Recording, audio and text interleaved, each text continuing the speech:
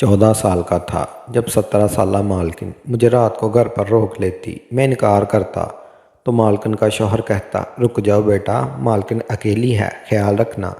जी साहब। और फिर मुझे मालकिन के घर पर ही रात को सोना पड़ता। लेकिन एक रात मालकिन ने मेरे होश उड़ा दिए।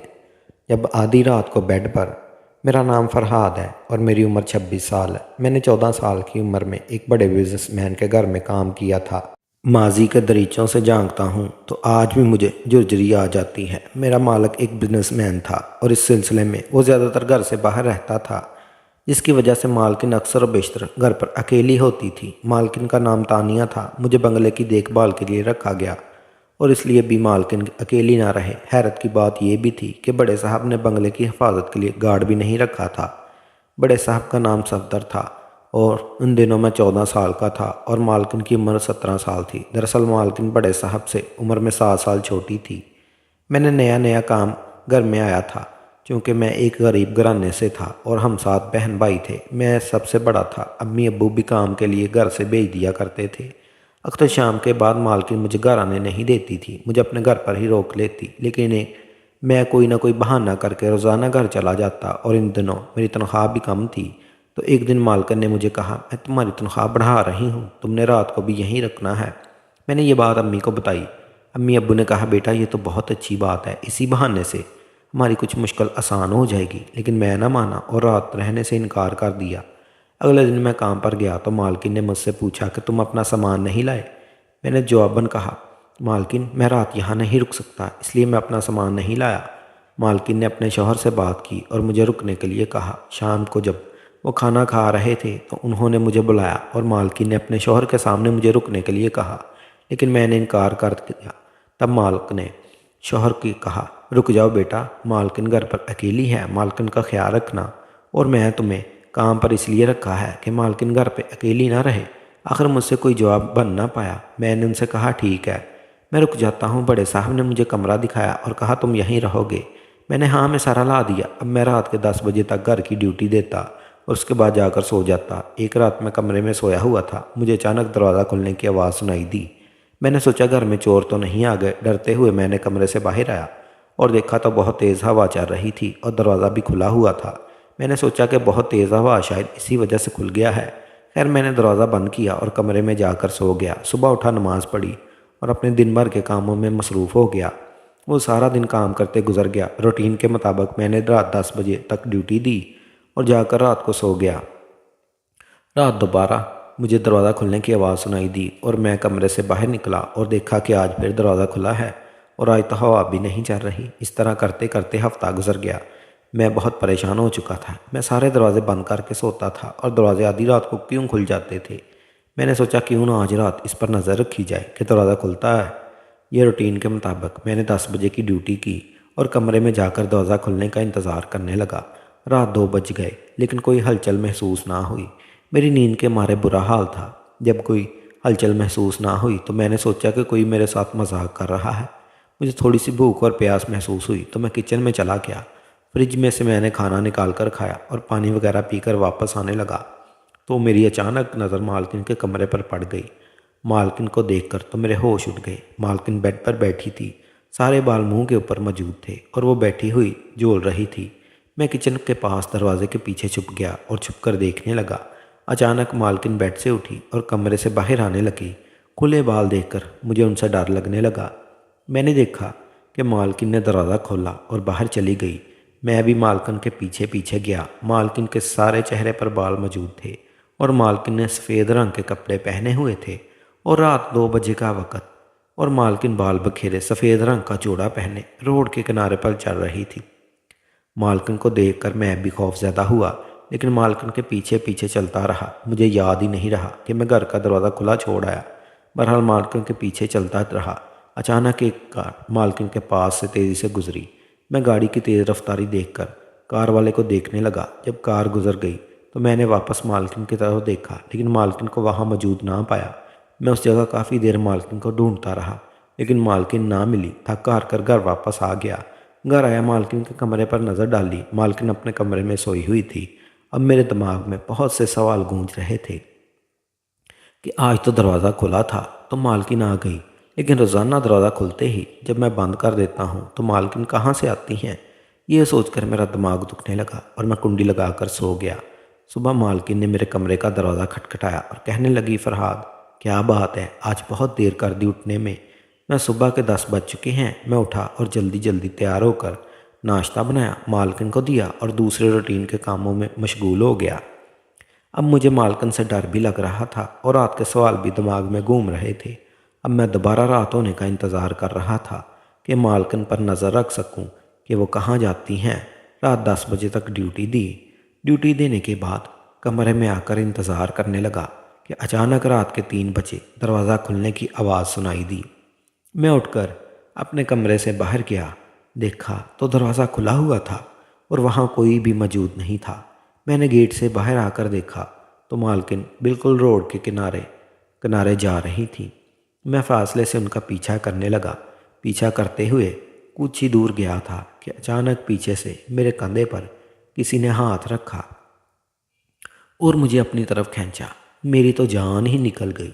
मैंने पीछे देखा तो एक आदमी खड़ा था। कहने लगा, भाई कहाँ चोरों की तरह जा रहे हो, कौन हो तुम? मैं उसे जवाब दिए बगैर मालकिन तरफ देखा तो मालकिन गायब हो चुकी थी।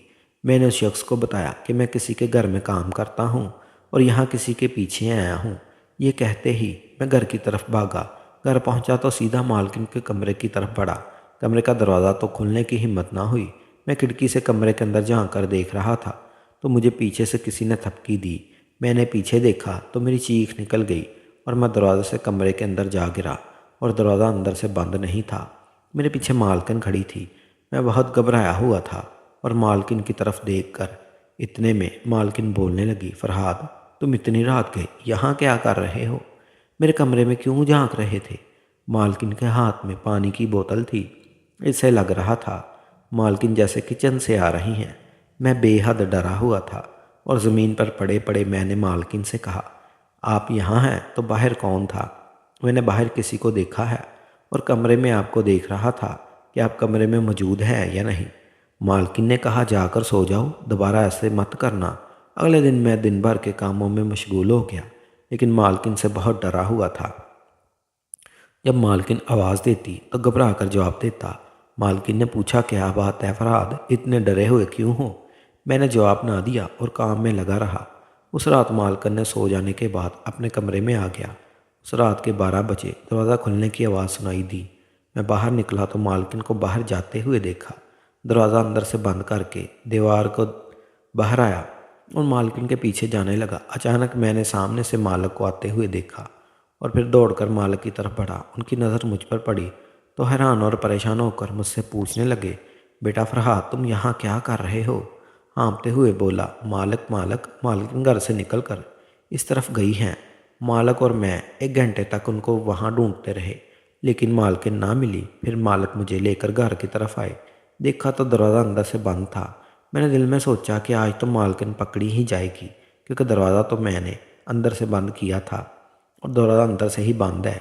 इसका मतलब मालकिन अभी तक नहीं आई। मालक ने कहा, फरहाद दरवाज़ा तो अंदर से बंद है। मालक ने दरवाजे पर लगी घंटी बजाई। चंद लम्हों बाद मालक ने दरवाज़ा खोल दिया। मैं मालकिन को देखकर हैरान और परेशान हो गया। मुझे ऐसे लग रहा था कि मैं पागल हो चुका हूँ। हमने अंदर आए। मालकिन बोली, अरे फरहाद तुम बाहर कब गए? मैं क्या जवाब देता, खामोश रहा। कमरे में गया। बिस्तर पर लेटते ही मेरी आंख लग गई। ऐन नमाज के वक़्त मेरी आंख खुल गई। मैं उठा, फजर की नमाज़ पढ़ी और मालकिन के लिए नाश्ता तैयार करने लगा। मालक को नाश्ता देने के बाद मैंने मालक से कहा, मालक मैं काम छोड़ रहा हूँ। मालक ने हैरान होकर पूछा, क्यों? क्या बात है, काम क्यों छोड़ रहे हो? मैंने सारी बात सच सच बता दी। मालक ने कहा, ऐसी कोई बात नहीं, मैं यहाँ मौजूद हूँ, तुम्हें काम छोड़ने की कोई ज़रूरत नहीं, मैं ख़ुद देख लूँगा। मैं अपने सारे काम ख़त्म करके आया हूँ। कम अज़ कम हफ्ता 10 दिन तो मैंने कहीं नहीं जाना, मैं सब कुछ संभाल लूँगा, तुम बेफिक्र होकर। मालक का ये जवाब सुनकर मैं थोड़ा मुतमिन हो गया। मैं बहुत थक चुका था जिसकी वजह से उस रात बहुत अच्छी नींद आई और आंख सुबह के फजर के वक़्त खुली। रात इंतज़ार में था कि अब तो मालकिन पकड़ी जाएंगी लेकिन कोई हलचल महसूस ना हुई। इसी तरह 1 हफ्ता गुजर गया। जब से मालक वापस आए थे घर में सुकून था। मैं सोचने लगा शायद वो काम करने की वजह से मेरा दिमाग ख़राब हो गया था। अब मालक के जाने का वक़्त भी हो गया था। मालक जाते वक्त मुझे कह कर गए, बेटा फरहाद, अब तुम्हारी मालकिन घर से बाहर निकले तो मुझे फ़ौरन फ़ोन करना, जहाँ भी होऊंगा तुम्हारे पास आ जाऊंगा। यह सुनते ही मैं खुश हो गया। अगले 2 दिन तक कोई हलचल महसूस ना हुई। तीसरे दिन फिर रात को 2 बजे मुझे दरवाज़ा खुलने की आवाज़ सुनाई दी और मैंने मालक को फ़ोन कर दिया। मालकिन घर से बाहर निकल गई। मैं मालकिन के पीछे पीछे जा रहा था और मालक को उनकी लोकेशन के बारे में भी बता रहा था कि अचानक मैंने देखा कि रोड पर मालक की गाड़ी आ गई।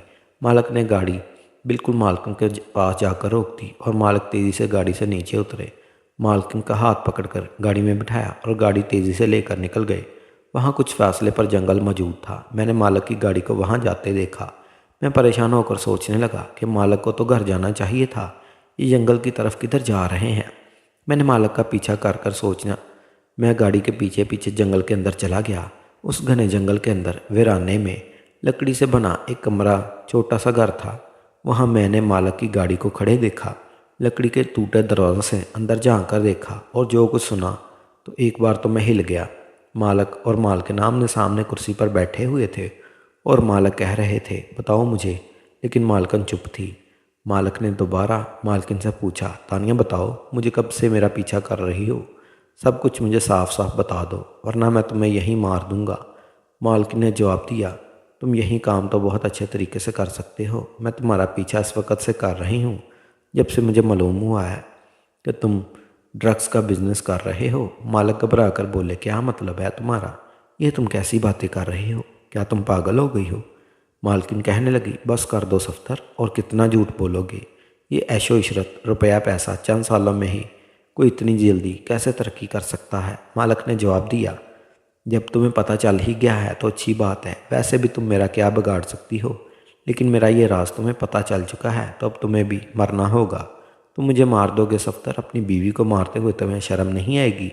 मालक ने जवाब दिया, जब तुम्हें अपने शौहर की जासूसी करने में शर्म नहीं आई तो मुझे क्यों आएगी? मेरे मकसद के रास्ते में जो भी आएगा उसे मरना होगा, वो फिर मेरी बीवी ही क्यों ना हो।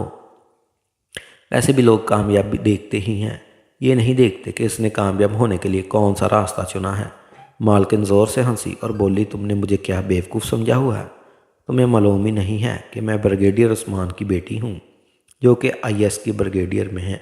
और तुम्हारी इन्फॉर्मेशन के लिए तुम्हें बता दूँ कि मैं अपने पापा को तुम्हारे बारे में सब बता चुकी हूँ। मनहूस था वो दिन जिस दिन मैंने तुमसे मोहब्बत की थी और अपने पापा के ख़िलाफ़ जाकर तुमसे शादी की थी। तुम्हें क्या लगता है कि तुम मुझे मारकर भाग जाओगे? तुम्हारी इन्फॉर्मेशन के लिए तुम्हें बता दूं कि पापा ने सादा लिबास में अपने आदमी यहाँ भेजे हुए हैं। जब तुमने मुझे पकड़ा था उन्होंने तब भी तुम्हें देख लिया था। तुम्हारे ख़िलाफ़ सारे सबूत मेरे पास मौजूद हैं। इतने में मालकिन ने अपने एक कान से ब्लूटूथ निकाला और ज़ोर से कहा, सब अंदर आ जाओ। ज़ोर से दरवाज़ा खुला और सादा लिबास में 2 आदमी अंदर आ गए। उनके अंदर आते ही मालक ने मालकिन को पकड़कर कहा, मुझे पकड़ने के लिए बहुत ही अच्छा प्लान बनाया था, लेकिन मैं एक कदम आगे ही रहता हूँ। मुझे जाने दो वरना मैं इस लड़की को मार दूंगा। चालाक औरत ने तो मुझसे शादी अपनी पहचान छुपा कर की। अंदर जाने वालों में से एक ने हंस कर कहा, और तुम कितने बेवकूफ़ हो, जिससे शादी की उसके बारे में कुछ पता ही नहीं किया। मालकिन ने कहा, इसका कोई फ़ायदा नहीं सफदर, मुझे मार कर भी तुम भाग नहीं सकते। मालकिन ने ये सुनते ही मालकिन को इन आदमियों पर धक्का दिया और फ़ौरन खिड़की से कूदकर बाहर निकल गया। मैं ये सब चुप कर देख रहा था। 15 मिनट बाद दोनों आदमी वापस आ गए और कहने लगे, मैडम बुरी खबर है कि वो भाग चुका है। अच्छी खबर ये है कि हमने उसकी गाड़ी में ट्रैकिंग डिवाइस लगा दी है, जिससे वो जहाँ भी जाएगा पता चल जाएगा और हम बआसानी उसे ट्रेस कर सकते हैं। इतने में मालकिन की नज़र मुझ पर पड़ गई और उन्होंने अपने एक साथी को मुझे लाने के लिए कहा। मैंने भागने की कोशिश की लेकिन पकड़ा गया। वो मुझे मालकिन के पास ले गए और मालकिन ने मुझे पूछा, फरहाद तुमने क्या सुना है? मैं सर झुकाकर बोला, मालकिन मैंने सब सुन लिया है। मालकिन के साथ जो आदमी मौजूद थे उनमें से एक का नाम अली और दूसरे का नाम कासम था। मालकिन ने अली से कहा, फरहाद को गाड़ी में बिठाओ। अली भाई ने मेरी आंखों पर पट्टी बांधी और मुझे गाड़ी में बिठा दिया। मालकिन ने अली से कहा, सफदर को ट्रेस करो, वो कहाँ है? जंगल से बाहर आते ही गाड़ी एक जगह रुक गई। इतने में अली भाई ने कहा, मैंने सफदर को ट्रेस कर लिया है, वो इस वक्त हमसे 15 मिनट के फासले पर मौजूद है। अली ऐसा करो, लोकेशन को गूगल मैप पर डाउनलोड करो और रूट स्टार्ट करो। अब गूगल हमें रूट बताएगा। गूगल के रूट के मुताबिक हम एक बंगले पर जा पहुँचे। अली गाड़ी वहाँ मौजूद थी। यकीनन सफदर उसी बंगले में मौजूद होगा। चलो देखते हैं। मालकिन और उनके दोनों साथी गाड़ी से नीचे उतरे और बंगले के अंदर घुस गए। मालकिन ने कहा, सफदर भागने की कोशिश मत करो क्योंकि ये बेकार है। तुमने ना सिर्फ मुझे धोखा दिया बल्कि तुम मासूम इंसानों की ज़िंदगियों से खेल रहे हो, इसलिए अब तुम्हें यहाँ लिए बगैर हम वापस नहीं जाएंगे। सफदर ने मज़ाहमत की मगर पकड़ा गया। मालकिन के आदमियों ने मालक को गाड़ी में बिठाया और चले गए। उसके बाद मालकिन ने मुझसे कहा, फरियाद, हम तुम्हारे साहब की गाड़ी में तुम्हारे घर जाएंगे। मुझे माफ़ कर देना, मेरा मकसद तुम्हें डराना नहीं था। मैं तो बस चाहती थी कि तुम मेरे मुजरम शौहर को बुलाओ और मैं उसके जुर्म खुद उसके मुंह से निकलवाऊँ। तुमने वैसा ही किया जैसा मैं चाहती थी। मेरे लिए यह सब कुछ बहुत मुश्किल था। मैं तो मालकिन पर हैरान था। इतनी छोटी उम्र में वो कितनी बहादुर थी। यकीनन उस दिन मैं उनसे बहुत मुतासर हुआ था।